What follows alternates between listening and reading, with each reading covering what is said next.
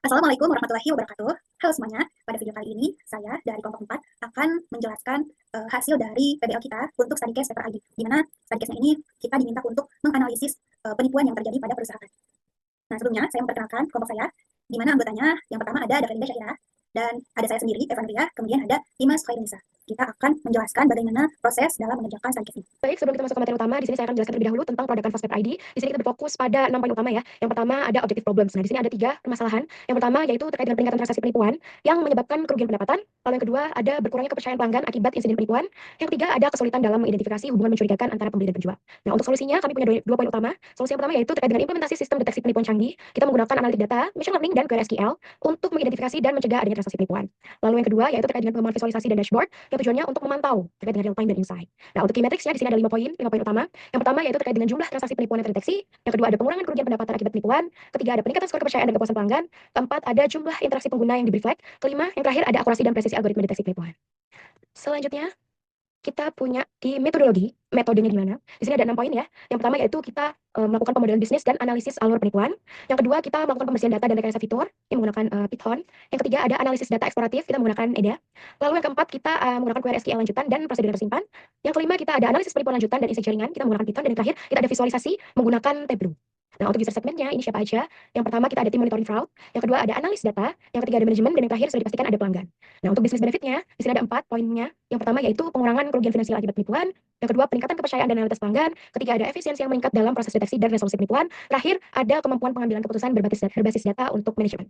Baik, selanjutnya kita masuk pada diagram BPMN. Di sini ada alur diagram yang berfungsi untuk mendeteksi terkait fraud dalam sistem vintage dari Paper ID. Nah, di sini kita melibatkan 3 peran utama. Yang pertama ada user atau pengguna, yang kedua ada verifikator, dan yang ketiga ada investigator. Nah, seperti biasa, yang pertama ditandai dengan lingkaran ya, lingkaran start seperti ini, yang berarti proses dimulai ketika pengguna melakukan transaksi. Nah, lalu ketika pembeli sudah melakukan transaksi, maka verifikasi akan terjadi ya. Di sini akan diverifikasi oleh verifikator dan kita masuk pada keputusan verifikasi. Nah, jika verifikasinya berhasil, maka proses dilanjutkan ke deteksi fraud. Namun jika verifikasinya gagal, maka transaksi akan dihentikan dan diakhiri ya, atau ditandai dengan lingkaran merah N ya. Oke, selanjutnya kita masuk ke tahapan deteksi fraud. Ya, deteksi fraud ini untuk memverifikasi apakah transaksinya mencurigakan atau tidak. Nah, transaksinya jika tidak mencurigakan, maka transaksi akan diteruskan dan berhasil. Ya, namun jika transaksinya memang mencurigakan, kita masuk ke cek status pengguna. Nah, di sini dicek apakah penggunanya sudah ditandai atau belum sebelumnya.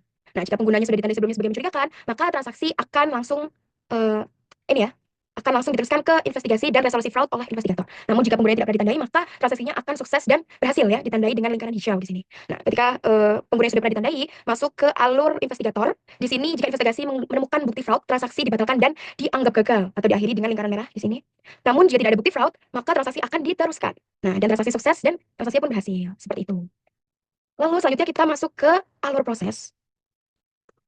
Di sini ada alur proses ya, alur proses dari pengerjaan kali ini. Yang pertama kita mulai dengan data collection. Setelah itu kita masuk ke bagian data cleaning and feature engineering. Yang ketiga kita menggunakan EDA atau exploratory data analysis. Selanjutnya kita masuk ke advanced SQL queries for fraud detection. Selanjutnya kita masuk ke SQL views dan stored procedure. Lalu kita juga selanjutnya kita melakukan social network and cohort analysis. Selanjutnya kita melakukan interactive fraud detection dashboard. Dan yang terakhir kita ada insight dan recommendation setelah itu selesai. Pada bagian ini, saya akan menjelaskan mengenai data cleaning, di mana kita akan mengecek kualitas data, missing value, duplikat, inconsistent data, outlier, kemudian kita akan simpan data di sini. Dan di sini untuk pengecekan data, ini ada rangkuman ya mengenai data set yang diberikan. Nah, di sini ada 4 data set. Yang pertama ada digital payment transaction, kemudian ada digital payment request, permission data, dan company data. Nah, masing-masing kita cek duplikatnya, missing value, dan inconsistent dalam kolom numeric, kolom kategori, kemudian kita cek outlier. Nah, di sini untuk dataset yang pertama itu tidak ada duplikat, hanya ada missing value dan outlier. Nah, di mana missing value itu sejumlah 49.063 dari total ada 50.000 data ya dari seluruh dataset ini. Nah, untuk handlingnya, nah kita analis terlebih dahulu nih kolom apa yang dalam kategori missing value ini gitu. Nah, setelah dilihat ternyata kolom itu kolom DPT promotion ID. Nah, di mana ID sendiri itu merupakan kolom yang unik ya. Jadi untuk handlingnya kami hanya membiarkan data tersebut kosong saja gitu. Karena ya di sini ada 6.777 outlier. Tentu ini banyak sekali, namun kita hanya mengidentifikasi ini data mana aja yang memang terlihat menonjol gitu, transaksinya jumlahnya jauh dari rata-rata, jauh dari sebaran datanya. Jadi ini juga kita tidak handle karena untuk menjaga kualitas data tersebut gitu. Karena kan di sini kita akan mengidentifikasi penyalahgunaan transaksi. Jadi bisa jadi yang outlier tersebut mungkin adanya terjadi penyalahgunaan atau penipuan gitu. Jadi kita identifikasi. Begitupun dengan data-data, semua data di sini yang ada outlier. Nah, sementara untuk duplicate di promotion data dan missing value ini juga sama. Terjadinya missing value itu pada kolom-kolom yang bersifat unik seperti kolom ID, kolom nama, dan ada kolom kode gitu. Jadi kita biarkan saja karena apabila missing value-nya kita ganti kan Jadi misalnya karena base pattern. Nah, untuk duplikatnya sendiri, ini totalnya ada 49.271, di mana ini hampir dari seluruh data ya, pada dataset ini itu ada duplikat. Nah, karena memang mungkin banyaknya missing value juga di situ, dan tidak mungkin kalau kita hapus duplikatnya, karena kita akan banyak kehilangan data. Begitu juga pada company data di situ, jadi kita biarkan saja duplikat value-nya. Kemudian untuk missing value di company data ini terjadi pada kolom kategorikal, di mana pada kolom tersebut itu kita handle kolom yang missing ini dengan modus.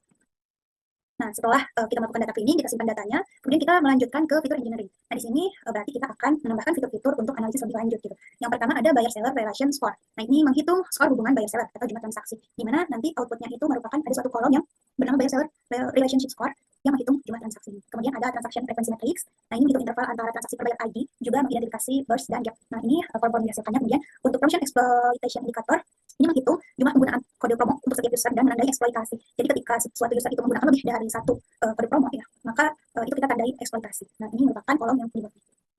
Nah, selanjutnya yaitu kita akan masuk pada exploratory data analysis, di mana pada bagian ini kita lihat ada suatu tabel suatu grafik distribusi jumlah transaksi. Nah, dari sini ini merupakan histogram yang menunjukkan distribusi jumlah transaksi dalam dataset. Nah, di mana sumbu X ini ya menggambarkan nilai transaksi, sementara sumbu Y ini menunjukkan frekuensi untuk setiap nilainya. Nah, mayoritas transaksi itu memiliki nilai yang kecil ya, terlihat dari kolom ini yang tertinggi di sisi ini mendekati 0. Nah, ini merupakan berarti transaksi yang dilakukan itu cenderung banyak dengan jumlah yang kecil ya. Nah, dengan ini kita lihat dari KDE-nya, seiring meningkatnya nilai transaksi frekuensi transaksi ini menurun drastis gitu. Nah, artinya transaksi bernilai besar itu jarang terjadi pada distribusi ini. Nah, visualisasi ini dapat membantu kita memahami distribusi transaksi, juga mengidentifikasi pola atau anomali dalam dataset. Selanjutnya yaitu frekuensi pasangan pembeli dan penjual. Nah, dari grafik ini kita dapat melihat bahwa pasangan pembeli penjual dengan ID ini ya, itu memiliki frekuensi transaksi tertinggi ya, di sini dengan lebih dari 1.200 transaksi. Nah, ini menunjukkan bahwa pasangan ini itu melakukan transaksi yang sangat sering dibandingkan pasangan lainnya. Nah, visualisasi ini dapat membantu kita mengidentifikasi pasangan pembeli dan penjual yang sering berinteraksi, yang bisa memberi wawasan mengenai hubungan bisnis mereka atau pola perilaku tertentu gitu. Nah, frekuensi transaksi yang tinggi antar pasangan tertentu juga bisa menjadi indikasi adanya hubungan bisnis yang erat atau aktivitas berulang yang perlu dianalisis lebih dalam. Nah, jika ada pasangan frekuensinya tinggi, ini juga bisa kita tandai untuk memeriksa potensi penipuan atau kolusi yang mungkin terjadi. Selanjutnya yaitu penggunaan promo. Nah, gambar ini menunjukkan visualisasi pemakaian untuk masing-masing kode promosi dalam dataset. Nah, di mana ada 34 kode promosi pada perusahaan ini, di mana untuk kode promosi PISA PPRRSCNC itu digunakan sebanyak 243 kali ya. Nah, ini menunjukkan bahwa kode promosi ini sangat populer ya di kalangan pengguna. Nah, visualisasi ini berguna untuk memahami popularitas berbagai kode promosi dan dapat membantu tim pemasaran untuk mengidentifikasi kode promosi, mana yang lebih efektif dan mana yang mungkin memerlukan optimasi lebih lanjut. Nah, selain itu, informasi ini dapat digunakan untuk mendeteksi pola penggunaan yang mungkin mengidentifikasi penyalahgunaan ya, seperti penggunaan berulang kali oleh pengguna yang sama. Selanjutnya yaitu investigasi pola transaksi berulang. Nah, pada diagram batang horizontal ini menggambarkan jumlah transaksi yang dilakukan oleh masing-masing pembeli. Dari diagram ini terlihat bahwa pembeli dengan ID ini memiliki jumlah transaksi tertinggi, yaitu 1.266 transaksi. Nah, analisis ini relevan untuk membantu mengidentifikasi pembeli yang paling sering melakukan transaksi. Nah, ini berguna untuk strategi pemasaran atau loyalitas kepada konsumen, kemudian untuk menganalisis juga perilaku konsumen. Nah, dengan mengetahui siapa saja pembeli dengan frekuensi yang tinggi, perusahaan dapat melakukan pendekatan yang lebih personal atau bisa memeriksa lebih lanjut apakah ada aktivitas mencurigakan yang memerlukan investigasi lebih dalam. Nah, selanjutnya ini ada jumlah transaksi dari waktu ke waktu. Nah, dari grafik ini kita dapat mengamati bahwa jumlah transaksi relatif stabil ya selama sebagian besar periode yang ditampilkan. Nah, dengan jumlah transaksi yang tidak jauh berbeda dari waktu ke waktunya.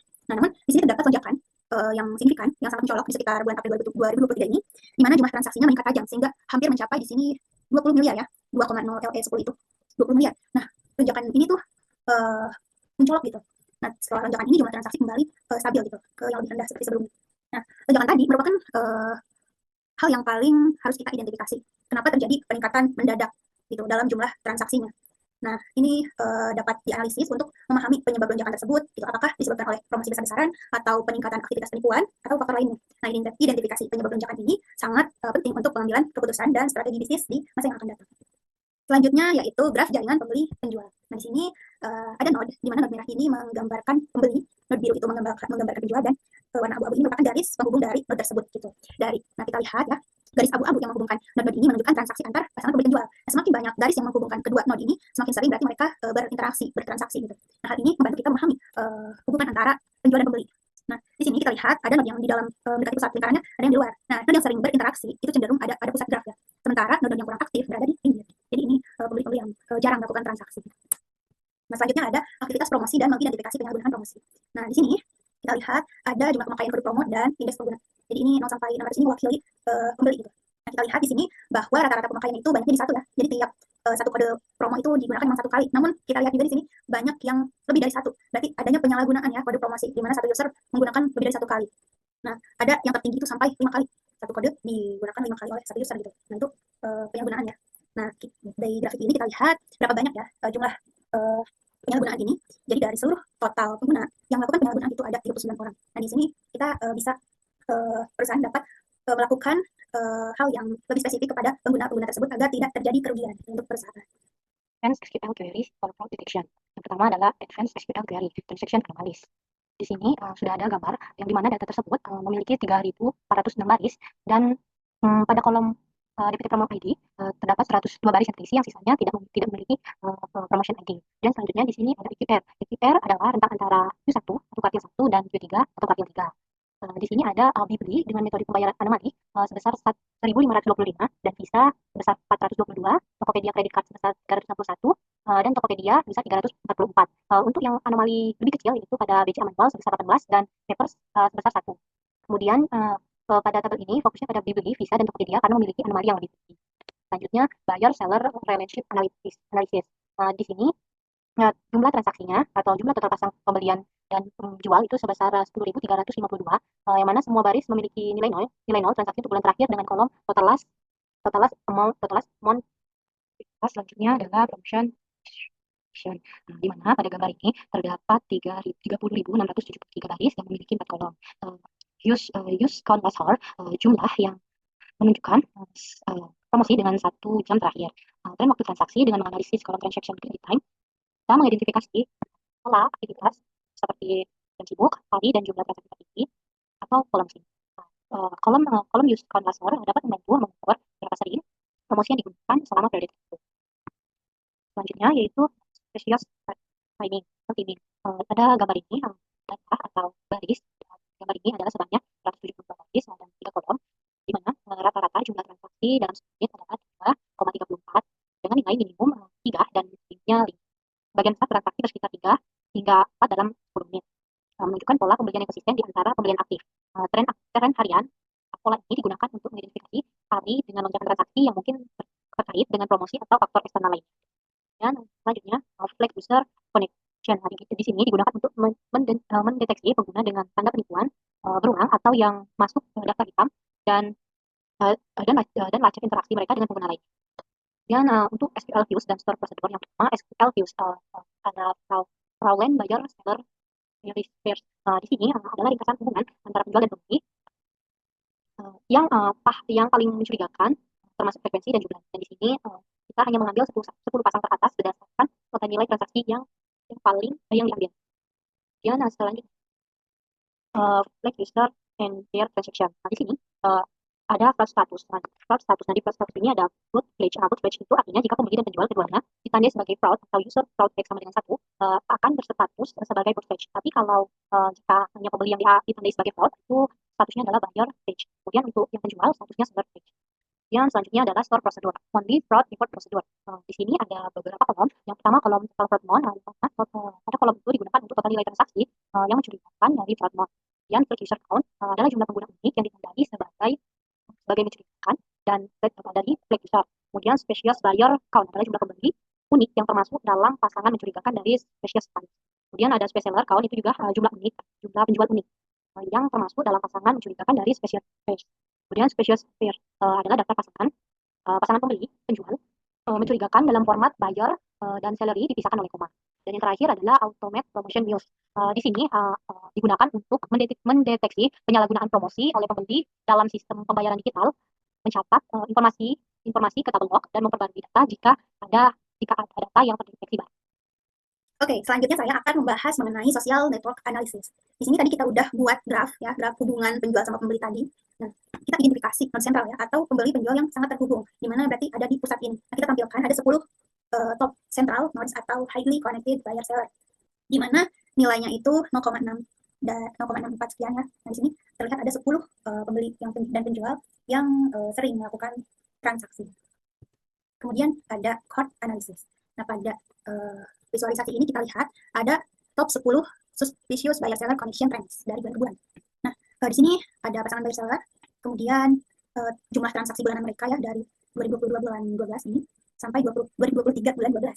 Nah, ini merupakan periode di mana buyer seller ini melakukan penipuan. Itu adanya penipuan di sini. Di mana yang tertinggi total transaksi itu mencapai 1.266. Nah, di top 10 ini berarti pada perusahaan itu banyak sekali hal-hal yang tidak diinginkan oleh perusahaan. Nah, ini untuk visualisasinya ya.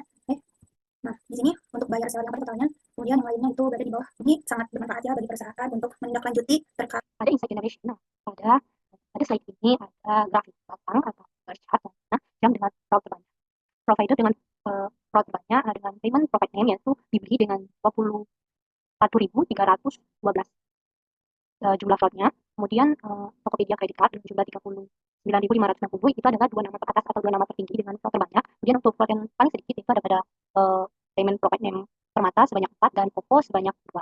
Dan selanjutnya untuk metode pembayaran yang terbanyak dengan payment method name mitra pembayaran digital sebanyak 300.022 itu adalah payment method yang paling tertinggi dan yang paling terdekatnya adalah e-wallet sebanyak 2. Selanjutnya kita masuk pada materi visualisasi dengan menggunakan Tableau. Nah, di sini kita ada 3 poin ya yang kita fokuskan, yaitu terkait dengan visualisasi real time dari fraudulent transaction atau transaksi mencurigakan. Yang kedua ada buyer seller relationship visualization, kolusi antara pembeli dan penjual. Lalu yang terakhir kita ada promotion misuse atau misuse promo oleh pengguna. Baik, selanjutnya kita langsung masuk saja pada visualisasi Tableau. Di sini pertama kita fokus pada fraudulent transaction trends, di mana berarti transaksi ini menunjukkan status penipuan. Nah, di sini ada 2 warna grafik yang berbeda. Grafik yang berwarna biru ini berarti statusnya bukan penipuan, dan grafik yang berwarna orange ini berarti statusnya penipuan. Nah, kita bahas dari tren berdasarkan warna terlebih dahulu. Nah, jadi untuk yang berwarna biru ini atau yang bukan penipuan, ini trennya naik secara signifikan mulai Januari 2023 sebanyak 38.516,51 juta dolar, dan puncaknya pada Januari 2024 yaitu sebanyak 72.034,89 juta dolar. Nah, sebelum Januari 2023 yaitu mulai ini ya, Januari 2022 sampai Januari 2023 ini grafik relatif datar dan mencatat jumlah yang lebih kecil. Nah, secara keseluruhan, transaksi yang tidak termasuk penipuan atau yang bukan penipuan mengalami peningkatan konsisten dari 2023 hingga 2024. Lalu untuk grafik yang berwarna orange atau yang berarti menunjukkan status adanya penipuan, nah jumlah transaksi penipuan ini juga meningkat tajam pada awal Januari 2023. Nih, sebanyak 20.112,24 juta dolar. Dan puncaknya itu pada bulan Maret 2023 sebanyak 53.189,29 juta dolar. Di sini ya, puncak penipuan yaitu pada bulan Maret 2023. Nah, pada September 2023 di sini September 2023 jumlahnya menjadi sangat rendah, sekitar hanya 11.120,79 juta dolar. Dengan sedikit kenaikan pada Januari 2024. Selanjutnya kita masuk pada buyer seller relationship visualization, sama dengan sebelumnya ya, yaitu warna biru berarti ditandai dengan status bukan penipuan dan warna oranye ditandai dengan status penipuan. Nah, besar bubble ini ditentukan dari banyaknya interaksi antara buyer dan seller. Nah, sebagai contohnya saya ambil dari yang bukan penipuan dulu, yang paling besar. Nah, ini. Ini menunjukkan bahwa statusnya bukan penipuan ya, dengan adanya interaksi sebanyak 1.266 dengan total transaksi sebanyak 104,36 juta dolar. Ini untuk yang bukan penipuan. Nah, untuk yang penipuan, ini yang penipuan, itu dengan kita ambil yang yang paling banyak interaksi, itu interaksinya sebanyak 184 dengan transaction amount-nya hanya di angka 5,86 juta dolar. Masuk pada visualisasi selanjutnya, yaitu terkait dengan promotion misuse. Seperti yang sebelumnya ya, yaitu warna biru menunjukkan tren yang bukan penipuan, warna orange menunjukkan adanya tren penipuan. Namun di sini juga dibedakan lagi ya, terkait adanya penyalahgunaan atau tidak adanya penyalahgunaan pada kode promosi. Seperti contohnya kita ambil pada kode promosi yang paling sering digunakan ya, yaitu kode Visa PPR SCNC. Nah, jadi di sini ada status penipuan yang tidak penyalahgunaan sebanyak 15. Dalam artian yang tidak disalahgunakan ya, sebanyak 15. Nah, lalu ada penipuan yang disalahgunakan sebanyak 10, dan selanjutnya ada bukan penipuan yang tidak disalahgunakan sebanyak 164, dan ada tren bukan penipuan yang disalahgunakan sebanyak 54. Seperti itu. Lalu selanjutnya kita masuk ke dashboard. Nah, di dalam dashboard ini menunjukkan semua visualisasi ya. Jadi ada fraudulent transaction trends, ada buyer seller relationship visualization, dan juga ada promotion misuse. Nah, di sini bisa dilihat ya. Jadi pencet tuh ketika kita ingin melihat transaksi yang bukan penipuan, tuh maka akan langsung terlihat seperti ini. Ketika kita pengen melihat transaksi yang ada penipuan ataupun yang bukan penipuan, tinggal kita pencet saja pada bagian sebelah kanan seperti ini.